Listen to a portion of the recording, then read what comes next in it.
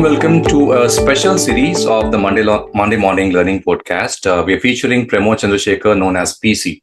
So, Pramod, for the first time, I'm calling you PC in this particular episode.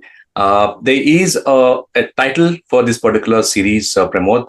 It's Learning with Heart, Scaling People, Purpose, and Performance. So, warm welcome again, PC, I can say. And any welcome comments before I go ahead with the themes and objectives and stuff? No, firstly, I want to know if I can call you RJ. Yes, please. That'll be nice. And it's a wonderful idea to have these kind of a podcast. There's no limit to how much we can get inspired and how much we can learn. And I'm really thrilled to be part of it. And I'm looking forward to this discussion. Thank you. Thank you so much, Pramod. So in this particular podcast, Pramod, I was thinking, let's actually showcase the strategic power of learning, inspire L&D professionals to think bigger, explore the human side of enterprise transformation, and more importantly, celebrate people first, humor-fueled leadership. These are the 4 goals for this podcast. Now, in terms of the objectives, Pramod, I was thinking we'll actually go through your journey through the 3 decades of HR leadership with a focus on impact and innovation. And the request from my end is to please share real-world examples of designing and driving large-scale L&D interventions.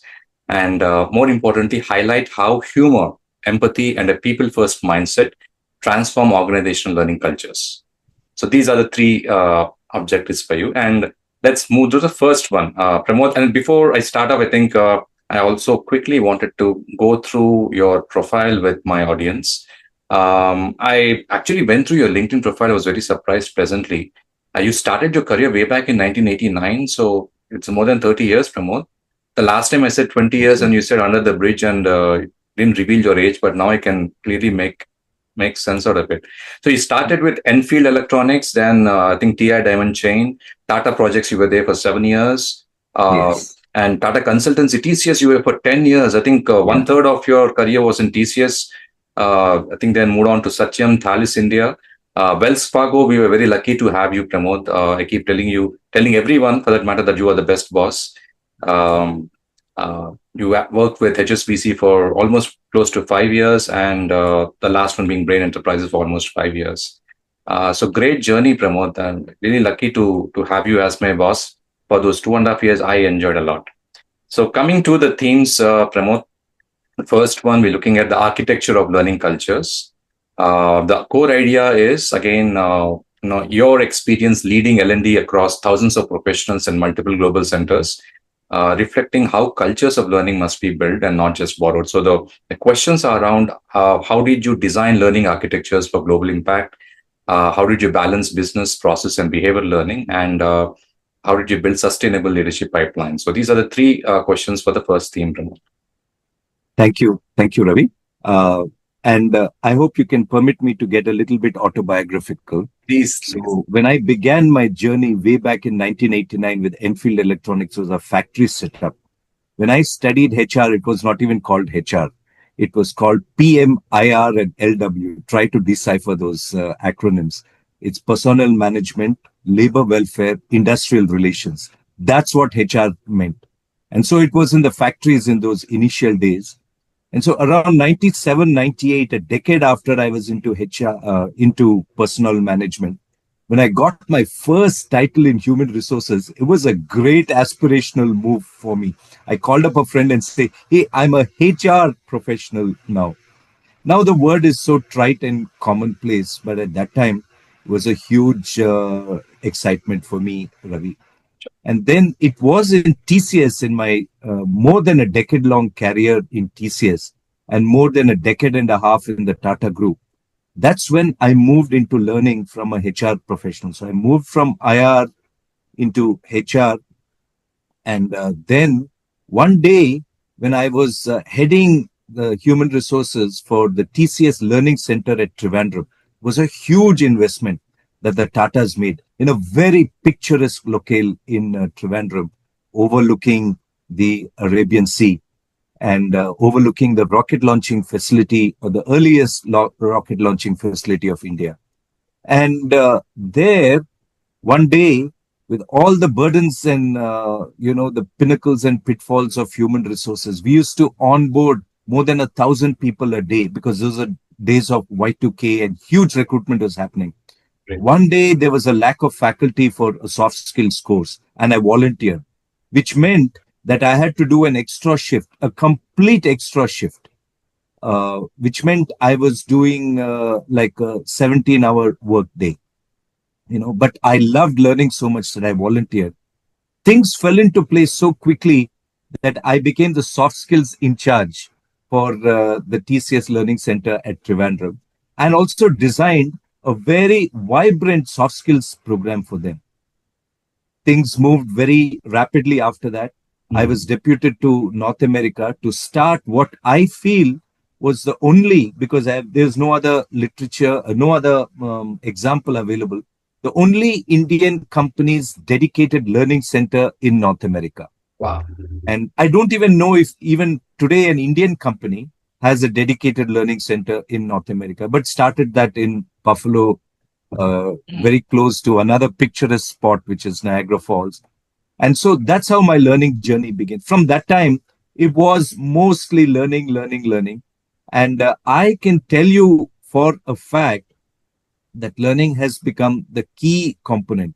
Look at all what the CEOs say. You decipher that, you just take their statements and just try to understand what they're saying. They're saying the key to surviving and thriving in the coming marketplace, in the evolving marketplace, is an attitude of learning, and learning rapidly, and enterprise level learning. And so there's no doubt that it is a strategic priority of every organization. You don't learn, you sink. You learn, you can swim, and you can be much better. That's how things are. Absolutely, Pramod. Thanks so much for taking us through your early days. Moving to the next one, Pramod, the transformation through talent L&D's strategic seat. The core idea is from procurement and banking transformations to enterprise capability building. I think your career shows how L&D fuels strategy at the front lines. So the questions are around how did you build capability in enterprise transformations, and how did you connect L&D to business outcomes, and is there any measuring and storytelling impact as well, Pramod? Yeah, the fact is that great organizations are learning. The sad fact is, and that's a good fact, the sad fact is that not every time is the L&D team involved in that strategic learning initiative. And I'll tell you why. Because the L&D team is sometimes we are stuck with the traditional modes of maybe instructor-led training. We've moved into online learning, and we've moved into bite-sized learning, which is good. But the huge component, which we know very well, the 70% component of learning on the job, that's where we need to enter big time, which means we need to have a senior voice and a seat at the table where strategic decisions are made. We need to say at the leadership level, we need horses for courses, in the sense that we need to actually start with the leadership. It's easy to put in place learning programs for entry-level professionals, and then individual contributor to manager, as Ramcharan says, manager to manager of managers, and then manager to enterprise level manager, etc. That's good to put in structures program, very important. But what we need to be is, we have to fight and we have to earn our place at the table, where we are saying strategic decisions, the leadership itself. You have to show the mirror to them and say, hey, this is where you're falling behind the market. You need to learn, you need to evolve. And you need to be a trusted advisor to the top leaders, to the CXOs. Yeah. You need to have one-on-one discussions with them. And you need to tell them that, hey, you need to evolve. Yeah. And you need, and there are a lot of great examples in the world. And I want to tell an example of my fellow Hyderabadi, Satya Nadella. He has 4 online courses open on his desktop at any given point of time and any day. He has books being read, at least 5 at a time is what he says. And he has so much learning going on, even though he's both the CEO and chairman of one of the largest corporations in the world. So if he could do it, and I've met many senior people, and I pepper my interactions with the senior people with the interactions of these people whom I met. I've actually had the privilege, Ravi, I'll just close with this, of having very good, meaningful relationships and conversations with some of the top CEOs in the world. And three of the CEOs from my own school are in the top 10 CEOs in the world, you know. And I'm talking about the CEO and chairman of Adobe, and the CEO and chairman of Microsoft, and the CEO of MasterCard, who's now the president of the IMF. And they have a huge learning imperative. I give these kind of examples to the CXOs and say that you have to shape up or ship out. Absolutely, Pramod. Thank you so much for sharing so many examples.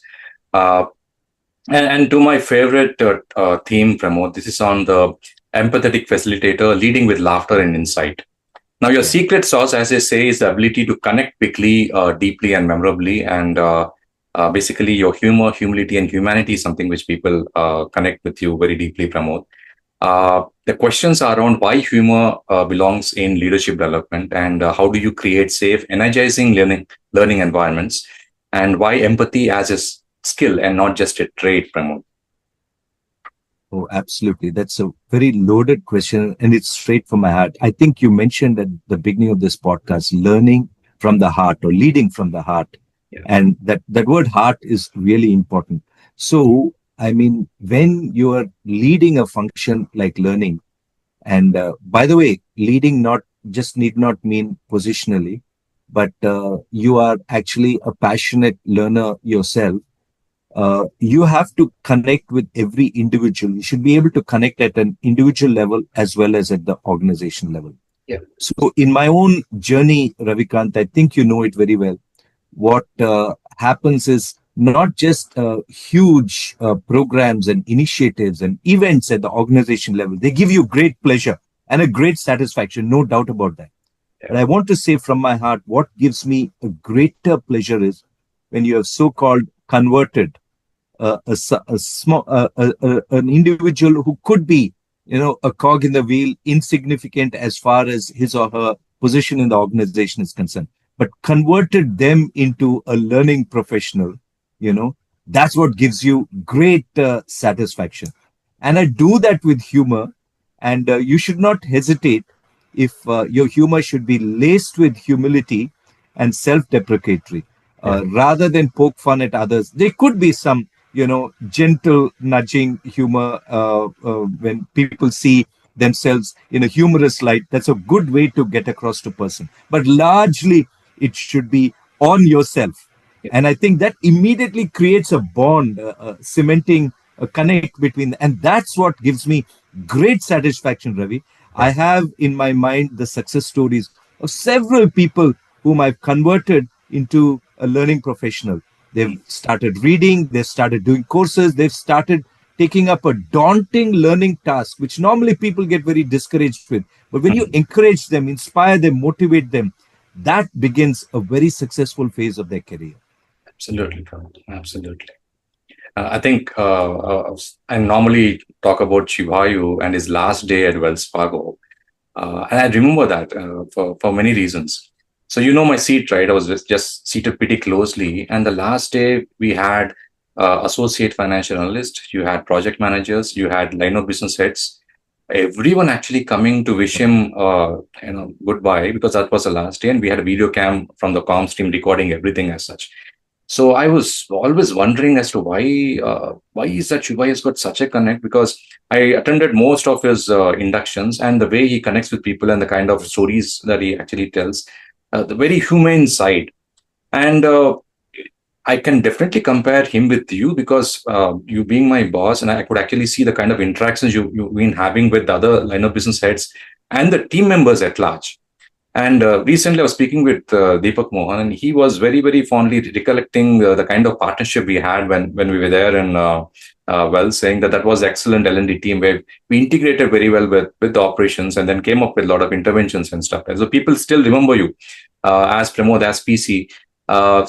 And that's something which I learned from you, the fact that you be humble. At the same time, it's not just as a facilitator in the training room having 20 people that you can influence, but in the one-to-one interactions you've been having with a lot of people, as you rightly said, I think that is where the impact is. And even now, we ensure that we actually learn on a daily basis because we have actually seen you doing it, Pramod. So thanks so much for Pleasure. your. I just want to say, Ravi, that there will come a time, this is a message to all professions, when, as it has happened to me now, that you'll be stripped of all your designations and your positional power. Yeah, And what will remain is that human connect. absolutely. So why waste time? Start building that human connect right now and lead from the heart. Absolutely, Pramod. Thank you for that. So the next one is on the lessons from life in learning, Pramod. Here, I want you to spend the maximum time. The idea is to reflect on your 30 plus years in HR, share personal stories, career defining moments, and advice for future leaders in L&D. So, Pramod, that's the most important part of it, because what I feel is there are a lot of present leaders in the L&D landscape across the board who do not have the kind of background you have. And even though they say they're the best, I can very clearly see they're not. So please use this opportunity to advise them and censure them. I'm looking at career pivots, personal growth, mentors, mistakes, and milestones. And the final question is what you will tell your 25-year-old self. That's the last Okay. Thank you, Ravi. This is an awesome responsibility of speaking to next Gen Z, I think you're talking about. And when you say a 25-year-old. So I would say you are at the start of your career. You have amazing resources. You have entire knowledge at your fingertips. But what it takes to succeed is something deeper. You mentioned the word empathy. And I have always, Ravi, and I can say that with all humility, and people who know me will corroborate that, tried to put myself in the other person's shoes. And that has been very, very successful because nothing happens without a team. I want to tell the 25-year-olds that unfortunately our education system has defined success as a very personal and as a very individual thing. But when you come into the world of projects, for instance, you cannot do anything without teamwork. And it's not so much about I, but it's about we. And so you have to build those team skills. I've seen these very highly successful people, highly proficient, very good, extremely skilled, come back and they have committed a phenomenon called teamicide, where you don't kill your own career, but you kill the team because of the attitude that you have. Yeah. And so I would say teamwork is very, very important. Empathy is important. Teamwork is important. And of course, I have to say, be a learner, be a continuous learner, be a lifelong learner, be a learn, be, and to learn that way, it requires humility, Yeah. you know. So the learning ladder says that, you know, you are unconscious. You should be an unconscious learner. It should be a part of the warp and woof of your own journey, you know, and your own personality, in fact, should be that you should be a learner. So these are things that I would very strongly recommend. I've had some, I don't want to take too much time, but I've been had a lot of setbacks, ups and downs in my career, Ravi. And I want to say that when I look at those, the ups and downs were actually moments where learning had to come into play. Yeah. You cannot navigate a trough and reach the crest again until you decide to learn something new. Yeah. The fact that you've fallen is because you don't have a particular skill or knowledge. And the fact that you can rise up again is because you decided to do that. So that's how I would define my career. Perfect, Pramod. Tempts me to ask one or two more questions. I don't know whether you have time, Pramod. I do. I wonder if you have time. I have all the time. I mean, learning happens in the classroom. So how do we actually institutionalize learning, Pramod? The question is basically is how do organizations move from sporadic training to a culture of continuous learning? Basically embedding learning into the system, institutionalizing learning habits, and building manager and leader accountability for learning. And how do we actually use systems, rituals, and recognition to reinforce learning from? Absolutely, Ravi. So firstly, I want to say just like they say, think outside the box. To L&D professionals, I would say, think outside the classroom, think outside the structure. Yeah. Because unless, and I touched upon before, unless learning happens in that 70% of learning on the job. I remember an Microsoft Excel learning that we did at Wells Fargo, Ravi, that is very fresh in my memory. We did workshop after workshop, and 6 months later, the same learning need would come up saying that they've not learned it. Yeah. And then we got permission to get the trainer on the floor. We made the trainer sign an NDA. He sat bang in the midst of the finance team. Yeah. And as and when they were facing some unforeseen or unknown formula need or something like that, the trainer would be there by their side and helping them to navigate that. That learning was very powerful. So I want to advise learning professionals to think about that 70% learning on the job. I want to give another tip. Not everything can be measured. Don't get too much career conscious and say it should be measured. I should show a dramatic turnaround and I should get my promotion. That should not be your thing. You should just be like an evangelist from your heart saying, I want to convert people from their heart. It should be heart to heart, deep, calling out to deep, saying that you have to learn to grow in this industry. And who won't warm up to that kind of a message? And that's what creates a learning culture. At one point of time, it can be measurable. But during the journey, not everything you do can be measurable. So if you come out of the shackles of, I want to be measured, I want the credit for everything that I do. If you're willing to say that I don't need the credit, I really want to achieve this, you can achieve much more in that 70% learning on the job space. Absolutely, Pramod. Absolutely, Pramod. And the last one I want to touch upon this again. I think when it comes to any leadership development module, and we know the environment ecosystems are such that every leader has got too many KPIs and they are under pressure almost on a daily basis.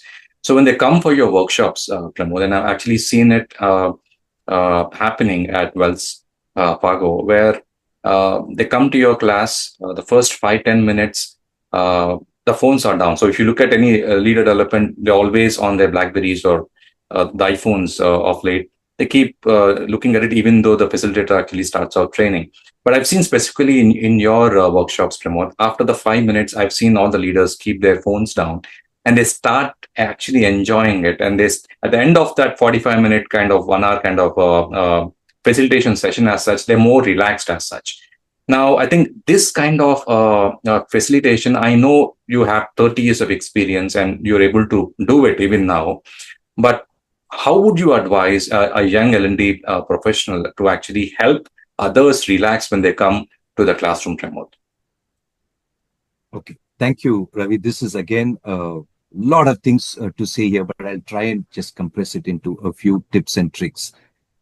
Firstly, I met an L&D trainer who was very exhausted at the end of the day, and the throat was actually tired. And she said that she'd been talking the whole day. And I said, this is a red flag.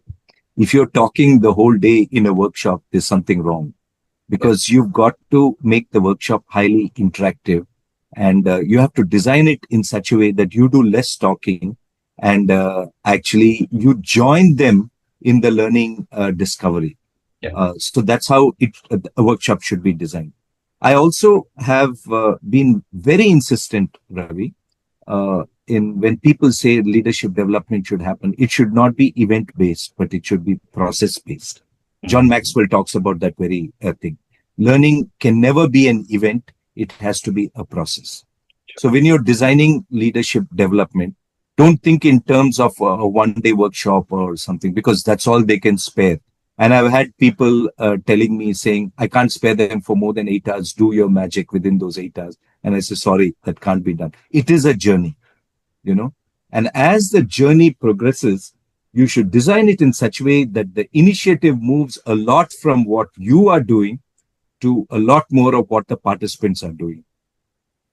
How magical it would be by the end of the journey that you are seated and the participants are presenting, you know. So that's how it should move. And that's where, even though you may be exhausted, it's not for the wrong reasons. You're exhausted because of the excitement. That's a good exhaustion. You're exhausted because you're all agog with all the fantastic learning that's going on in the room. That's a good excitement. But if you're exhausted with you doing too much, that's a wrong exhaustion. So I would just advocate these few tips and tricks. Perfect, Pramod. So to sign it off, Pramod, you've been in HR, in L&D, specifically leading a lot of organizations across these 30 years, Pramod. How has been the journey? I mean, I know, are you contented? Are you happy with the kind of connects you actually made over a period of 30 years? So how do you sign off this L&D career? You said it very true. What I'm most happy is about the connects that I've made. The connect that we had more than a decade ago is coming into play even today, So Clayton Christensen wrote an article in Harvard Business Review. How do you measure your life? And that article was dusted off and taken up again. People had forgotten about it, but in 2008, when the students at Harvard were not getting jobs so easily due to the recession, this article came into the limelight again. How do you measure your life? Because you can't measure it in the normal ways of your position, your power, your bank balance, and your 1, 2, 3, 4, 5 is what a friend from Singapore told me. In my life, my aim is one wife, 2 children, a 3-bedroom apartment, a 4-wheeler, and a 5-figure Singapore dollar salary. So that's not how you measure your life. It has to be measured, and that's how I measure my career also, in terms of the connects, the friendships, the lifelong friendships that you have made. You would lead beyond the classroom, beyond the structure of the organization, a personal connect with person, and you live lifelong. I think that's what stays with me at this stage of my career. When I look back, that's the most satisfying, that's the most exciting. When I connect with someone whom we work together with, it's very exciting. That's why I've been smiling, grinning like a Cheshire cat, Ravi, this whole time. Thank you so much, Pramod. I think very relaxing podcast. I mean, doing podcast almost on a daily basis, right? This is one of which where it's as if I'm talking to myself, so I'm as relaxed as that. So that's what should I say? Compliment to you that you actually make that happen, and you've been making that happen to all the interactions you've been having all across, Pramod. So thanks a lot. I think from the L&D fraternity, not that I represent a body as such, but I would take this opportunity to thank the way you led human resources L&D with heart. Has given a lot of outcomes. I mean, one of them is here. Where I'm still with L&D, and I can see the power of L&D if driven from the heart. So Pramod, thanks a lot from the L&D folks, and thanks a lot for taking time. I'll pull you back again with another topic shortly. Thanks so much for your time. Thank you. All the best.